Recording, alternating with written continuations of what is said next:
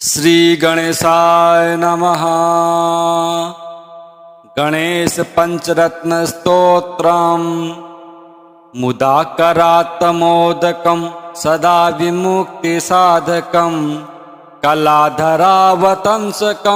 विलासी लोकरक्षकं अनायकैकनायकं विनाशिते भदैत्यकं नताशुभाशुनाशकं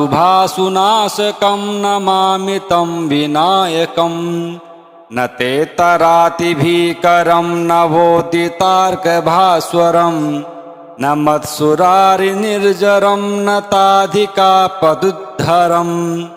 सुरेश्वरं निधीश्वरं गजेश्वरं गणेश्वरं महेश्वरं तमाश्रये परात्परं निरन्तरम् समस्तलोकशङ्करं निरस्तदैत्यकुञ्जरं दरेतरोदरं वरं वरे भवक्त्रमक्षरं कृपाकरं क्षमाकरं मुदाकरं यशस्करं मनस्करं नमस्कृतां नमस्करोमि भास्वरम् अकिञ्चनार्तिमार्जनं चिरन्तनोक्तिभाजनं पुरारिपूर्वनन्दनं सुरारिगर्वचर्वणं प्रपञ्चनाशभीषणं धनञ्जयादिभूषणं कपोलदानवारणं भजे पुराणवारणं नितान्तकान्तिदन्तकान्तिमन्तकान्तिकात्मजम् अचिन्त्यरूपमन्तहीनमन्तरायकृन्तनं हृदन्तरे निरन्तरं वसन्तमेव योगिनां तमेकदन्तमेव तं विचिन्तयामि सन्ततम् महागणेश पञ्चरत्नमादरेण योऽन्वहं प्रजल्पति प्रभातके हृदि स्मरन् गणेश्वरम् अरोगतामदोषतां सुसाहितीं सुपुत्रतां समाहितायुरष्टभूतिमभ्युपैति सोचिरात् मुदाकरात्मोदकं सदा विमुक्तिसाधकं कलाधरावतंसकं विलासी लोकरक्षकं अनायकैकनायकं विनाशिते भदैत्यकं नताशुभाशुनाशकं नमामि तं विनायकं न ते तरातिभीकरं नवोदितार्कभास्वरं न मत्सुरारिनिर्जरं न ताधिकापदुद्धरं सुरेश्वरं निधीश्वरं गजेश्वरं गणेश्वरं महेश्वरं तमाश्रये परात्परं निरन्तरम् समस्तलोकशङ्करं निरस्तदैत्यकुञ्जरं दरेतरोदरं वरं वरे भवक्त्रमक्षरं कृपाकरं क्षमाकरं मुदाकरं यशस्करं मनस्करं नमस्कृतां नमस्करोमि भास्वरम्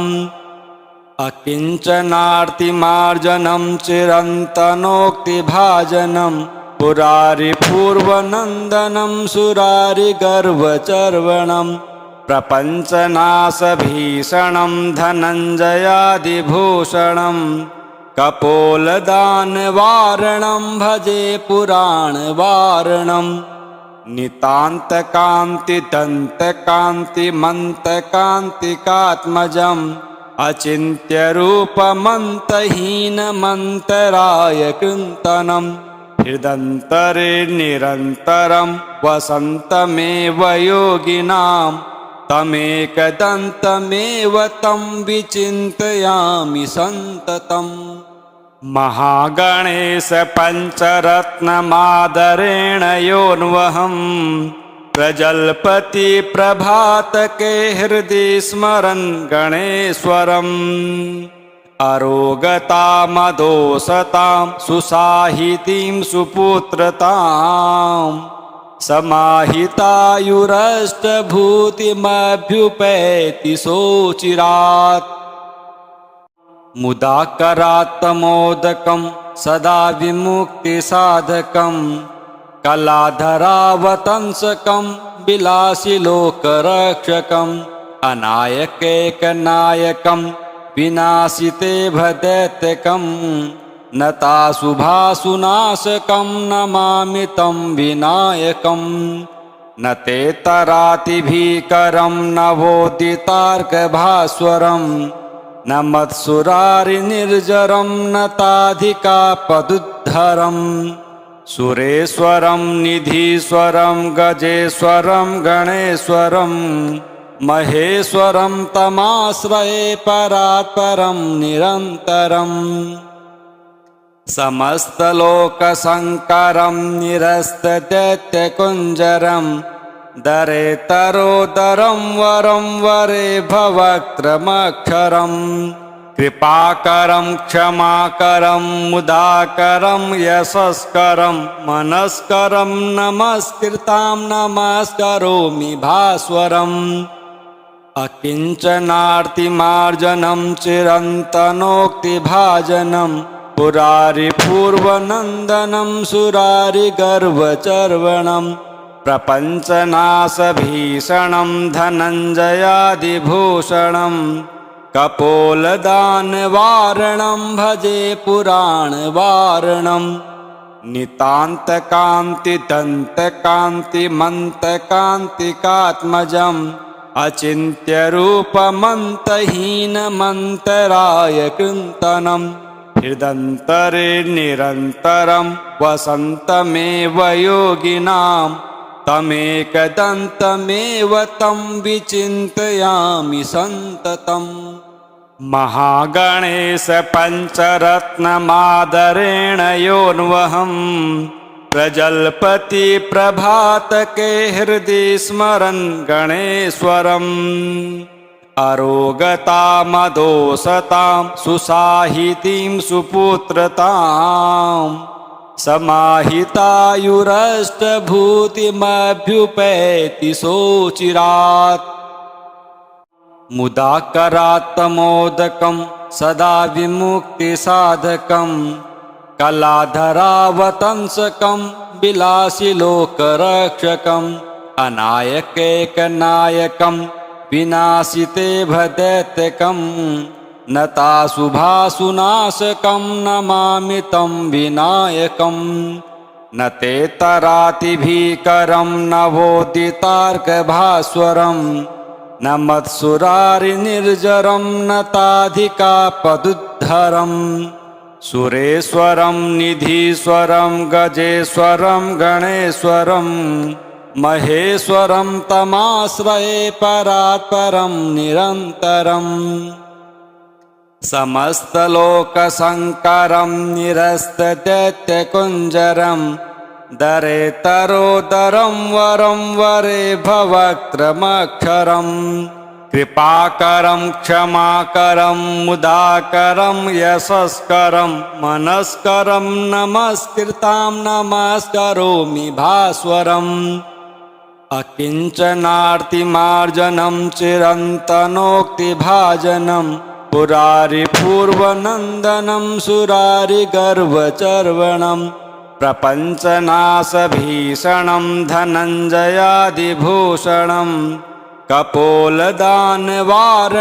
भजे पुराणवारणं नितान्तकान्तिदन्तकान्तिमन्तकान्तिकात्मजम् अचिन्त्यरूपमन्तहीनमन्तरायकृन्तनं हृदन्तरे निरन्तरं वसन्तमेव योगिनां तमेकदन्तमेव तं विचिन्तयामि सन्ततम् महागणेश पञ्चरत्नमादरेण योऽन्वहं प्रजल्पति प्रभातके हृदि स्मरन् गणेश्वरम् अरोगतामदोषतां सुसाहितीं सुपुत्रतां समाहितायुरष्टभूतिमभ्युपैति सोचिरात् मुदाकरात्तमोदकं सदा विमुक्तिसाधकं कलाधरावतंसकं विलासिलोकरक्षकम् अनायकैकनायकं विनाशिते भदैत्यकं नताशुभाशुनाशकं नमामि तं विनायकम् न ते तरातिभीकरं नवोदितार्कभास्वरं न मत्सुरारिनिर्जरं न ताधिकापदुद्धरम् सुरेश्वरं निधीश्वरं गजेश्वरं गणेश्वरं महेश्वरं तमाश्रये परात्परं निरन्तरम् समस्तलोकशङ्करं निरस्तदैत्यकुञ्जरं दरेतरोदरं वरं वरे भवक्त्रमक्षरम् कृपाकरं क्षमाकरं मुदाकरं यशस्करं मनस्करं नमस्कृतां नमस्करोमि भास्वरम् अकिञ्चनार्तिमार्जनं चिरन्तनोक्तिभाजनं पुरारिपूर्वनन्दनं सुरारिगर्वचर्वणं प्रपञ्चनाशभीषणं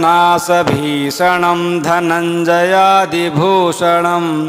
कपोलदानवारणं भजे पुराणवारणं नितान्तकान्तिदन्तकान्तिमन्तकान्तिकात्मजम् अचिन्त्यरूपमन्तहीनमन्तरायकृन्तनं हृदन्तरे निरन्तरं वसन्तमेव योगिनां तमेकदन्तमेव तं विचिन्तयामि सन्ततम् महागणेश पञ्चरत्नमादरेण योऽन्वहं प्रजल्पति प्रभातके हृदि स्मरन् गणेश्वरम् अरोगतामदोषतां सुसाहितीं सुपुत्रतां समाहितायुरष्टभूतिमभ्युपैति सोचिरात्